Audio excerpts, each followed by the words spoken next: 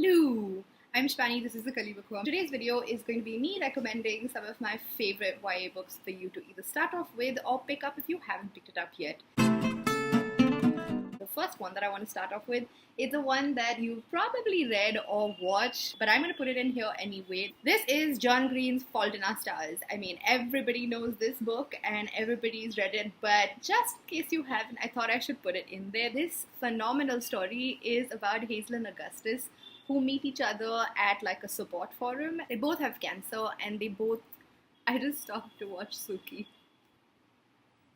because she's trying to jump all the way up to the library. Suki just flashed you her bum.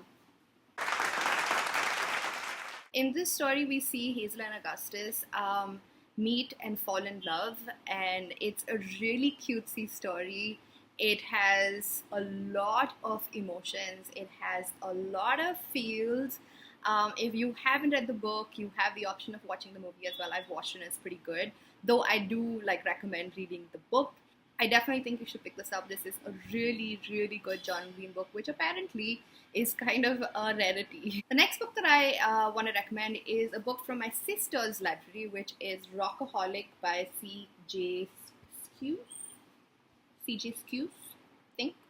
This book is about a girl who is crazy about a rock star, and she goes to his concert and she's super excited and she wants to sort of experience the whole rock concert, except that she ends up kidnapping this guy and sort of having him in her garage. So this is a great book. It's super fun, it's super light, it's a great YA book to start off with or to pick up in general.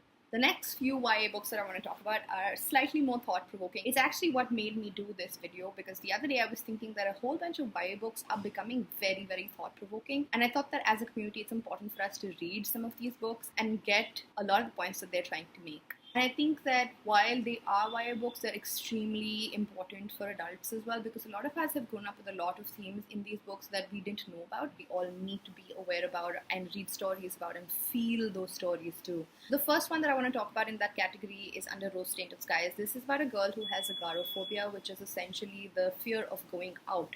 It's the anxiety of not being able to get out of the house and be social or see the world at all. This story takes you through a lot of this mental illness, so you kind of get to be inside this girl's head. You must be one that it has some romance in it, and it is slightly stereotypical, so ignore that for now, but read the book because it's a great YA read about mental illness. The next book that I want to talk about is The Sun is Also a Star by Nicola Yoon.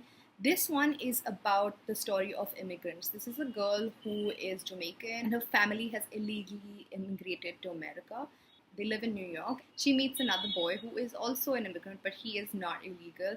He's Korean American, and this is also kind of a love story where they meet over a day and a whole bunch of things happen, but they discuss a whole bunch of really cool things, right from race to immigration to a whole bunch of other things. I feel like this story is extremely well written. It's almost kind of adultish, but I really enjoyed them, and I think that I should share that recommendation with you. The last book that I want to talk about in this video is The Hate You Give by Angie Thomas. This one I just read like a week ago and I loved it. This is based on the Black Lives Matter movement, and in my opinion it's an extremely important movement for anybody around this world to follow and support. Because I mean, discrimination is just shit. I mean, we go through it all the time. As women, I feel like we go through it sometimes as well.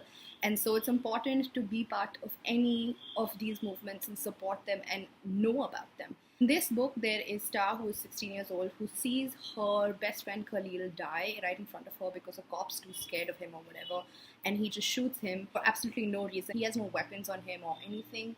And she's obviously totally scarred. So this story is about this young 16-year-old girl who's trying to figure out if she should fight this, if she should, give up her regular life and go the tough route of fighting the world against this crazy injustice that has happened to her best friend. It is such a thought-provoking book. It has so many lines that I so adore. So much of what she's thinking, what she's, trying to argue in her own mind, her relationship with her parents is so freaking adorable.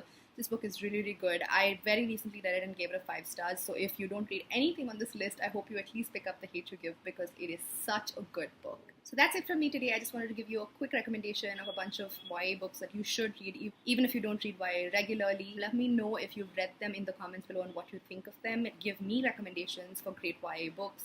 I usually like YA books that are slightly different and not just romancy or fun.